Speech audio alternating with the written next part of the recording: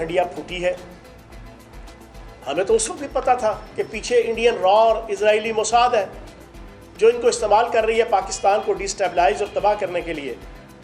हमें तो पहले भी पता था कि पाक फौज और ISI के खिलाफ जितनी नफरत पैदा की जा रही है, ये आलमी ताकतों का एजेंडा है कि पाकिस्तान जो एटमी ताकत है, मिसाइल टेक्नोलॉजी रखती है, स्मॉल टैक्टिकल बॉम्ब्स रखती है, दुनिया की टॉप 10 बल्कि टॉप 5 जो ऑर्गेनाइज और मुस्तहकम फ़ौज हैं उनमें से एक फ़ौज रखती है। इसको हम उस वक्त तक शिकस्त नहीं दे सकते जब तक आवाम और फ़ौज के ख़िलाफ़ एक खरीज पैदा ना की जाए। हमें तो उस वक्त भी पता था कि ये सारी की सारी चीज़ें आहिस्ता आहिस्ता क्यों आगे जा रही हैं, और हम अंदर समझाते रहे पार्टी के अंदर। लेकिन इस आदिल राजा को ग्लोरीफाई करके पेश किया जाता था, चेयरमैन तहरीक इंसाफ से लेके और उनकी सोशल मीडिया टीम, और एंड पे क्या निकला? 53 कॉलें हैं इंडियन रॉ के एजेंट के साथ, 53 कॉलें आदिल राजा की, 53 कॉलें। और मनीटाइजेशन इसके अलावा है। बुनियादी तौर पे पाकिस्तान को इस हालत तक पहुंचाया है तो इस सोशल मीडिया के अंदर मनीटाइजेशन की वो पॉलिसीज़ हैं। आज बदकिस्मती से मैं एक मीडिया पर्सन हूँ, 15 साल से मीडिया की जिम्मेदारियाँ और 5 साल में वज़ीर इत्तलात रहा हूँ। मेरे से कोई चीज़ ढकी छुपी नहीं है। प्री प्लान्ड पिछले 5 सालों में पाकिस्तान के अंदर मनीटाइजेशन का कंसेप्ट लॉन्च किया गया, और मैं हैरान हूँ ऐसा बंदा कि जिसने ज़िंदगी में कलम नहीं उठाया, आज वो अपने आप को सहाफ़ी बना के यूट्यूबर और वीलॉगर बना हुआ है। और सिर्फ ये उसको पता है कि मैंने वीलॉग बनाना है, उसकी ज़्यादा से ज़्यादा व्यूअरशिप आए, जितनी व्यूअरशिप आएगी उतने डॉलर्स आएंगे। उसे इससे कोई गर्ज नहीं है कि मैं जो बात कह रहा हूँ उससे मुल्क और कौम और माशरा और सोसाइटी और पाकिस्तान की बका कितनी दाव पे लगी हुई है। उसको सिर्फ इससे है कि 20 के, 40 के, 200 के, 1 मिलियन, 2 मिलियन व्यूअरशिप आए, ताकि मेरे पास पैसा आए, मनी आए, टका आए, डॉलर आए।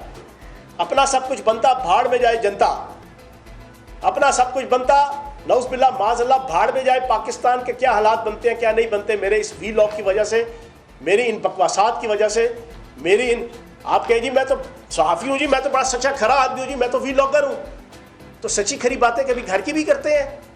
माँ बहन बेटी बीवी की जो है ना बहुत सी बातें होती हैं, आप जाके चौकों और चौराहों में करते हैं। ख़ानदान के अंदर जाके जो है ना शरीकों में बैठ के या अपनों में बैठ के अपने घर की जो है वो माँ बहन बेटी की बातों को जनाब आप लेके आते हैं?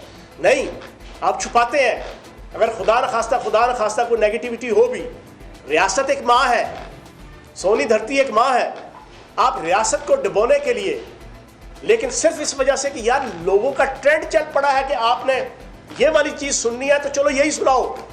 दिल आपका कहता भी है कि ये गलत है, लेकिन डॉलर आ रहे हैं, मनीटाइजेशन आ रही है। आदिल राजा साहब मनीटाइजेशन के ज़रिए से करोड़ों रुपए वो कमाते रहे, इंडियन रॉ से और मुल्क दुश्मन ताकतों की एजेंसियों से अपना कमाई करते रहे, मुल्क तबाह, मुल्क बर्बाद। अब जो चीज़ें खुल के आई हैं, मैं ये समझता हूँ कफ़ारा अदा करना या तौबा करना कोई बुरी चीज़ नहीं है। मैं हाथ जोड़ के उन कारकुनान और उन वोटर्स को जो इस वक्त भी अभी अपने आप को कहते हैं कि जनाब हमने इसी एजेंडे पे चलना है, मेरी उनसे गुजारिश है, खुदारा पाकिस्तान से आगे कोई नहीं है, पाकिस्तान से आगे कोई नहीं है। इंडियन रॉ, इजरायली मोसाद और मुल्क दुश्मन ताकतें जिस तरीके से पाकिस्तान को तबाह और बर्बाद, ये आदिल राजा की तरह के और वजाहत एस खान की तरह के और मोहित पीरज़ादा की तरह के और इन तमाम मुल्क दुश्मन अनासर की वजह से जो लोगों के जहन ख़राब होते रहे, खुदारा इससे निकलें। ये मेरी आपसे रिक्वेस्ट है। ये जिस तरीके से पाकिस्तान के अदारों को और अदालतों को और पाकिस्तान के अंदरूनी सिस्टम को डैमेज करना चाह रहे थे, अब वो चीज़ें खुल के सामने आ चुकी हैं। और एक चीज़ और इस इशू के हवाले से, फिर मैं आखिरी इशू की तरफ आऊँगा। आप मुझे ये बताएं, 1.5 साल तक चेयरमैन तहरीक इंसाफ ये कहते रहे कि मुझे कोई गिरफ्तार ना करे, मैं रेड लाइन हूँ। हमसे भी करवाया गया, सबसे करवाया गया, जिले शाह को शहीद करवा दिया, मरवा दिया, PCO लोग, सैकड़ों लोग ज़ख्मी हुए, उन पर पर्चे कटवा दिए, जुडिशल कम्प्लेक्स पे हमला करवा दिया, लाहौर हाई कोर्ट पे हमला हुआ, आपके ज़मान पार्क के बाहर हर वक्त जंगो जदल का सामान और सारी खुरेजी फसाद होती रही। आप मुझे बताएं, मैं बींगा पाकिस्तानी और बींगा मुस्लिम पूरी पाकिस्तानी कौम से पूछूंगा, क्या तारीख़ इस्लाम में अहले बैत की अगर आप हिस्ट्री पढ़ें, आप यकीन जाने, हम तो सिर्फ एक करबला का वाक़या पढ़ते हैं ना, आप ज़रा करबला के वाक़े के बाद के अगले 100-150 साल अगर आप स्टडी करें तो क्या बनु उमैया और बनु अब्बास ने अहले बैत और सहाबा इकराम के ऊपर कौन कौन सा जुल्म नहीं किया, ताबीन और तबा ताबीन के ऊपर। उनमें से बीसियों हैं, सैकड़ों हैं जिन्होंने जेलें काटी, जिन्हें रियासत ने जबर और जुल्म के साथ जनाब जेलों में बंद किया। मैं पूछूंगा, हज़रत इमाम अबू हनीफा, हज़रत इमाम अहमद बिन हंबल, हज़रत इमाम शाफी, हज़रत इमाम मालिक और हज़रत इमाम तीमिया, आप इन 5 औलिया की और फुकहा